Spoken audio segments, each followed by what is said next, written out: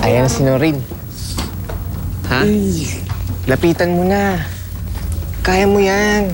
Kung magsalita ka, Jinggoy, parang ang dali ah. Talaga naman madali eh.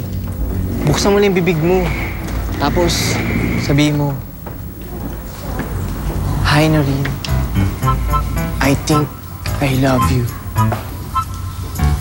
Anong mahirap dun? Ano ba? Tutulungan mo ba ako o hindi? Hey man, pare.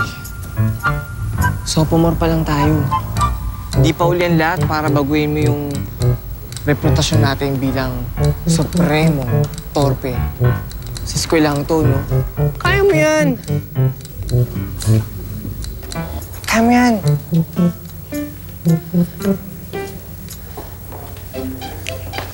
Kausapin mo.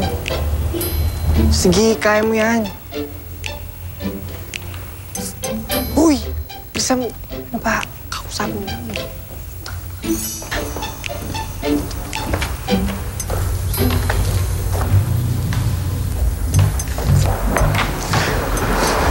Uy, ano ba? Anong ginawa mo?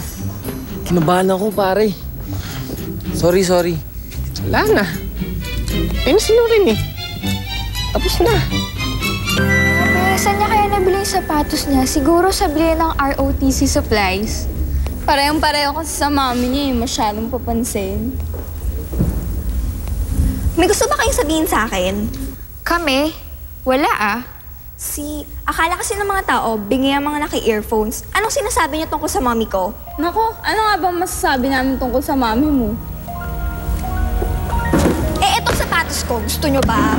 Oh my God! Sa tingin mo ba magugustuhan namin yung sapatos mo? Siguro kung tibo kami, no?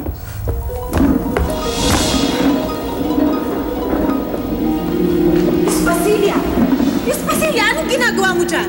Wala po, Principal Villegas. Gusto ko lang po makita ang view mula sa taas ng mesa. View!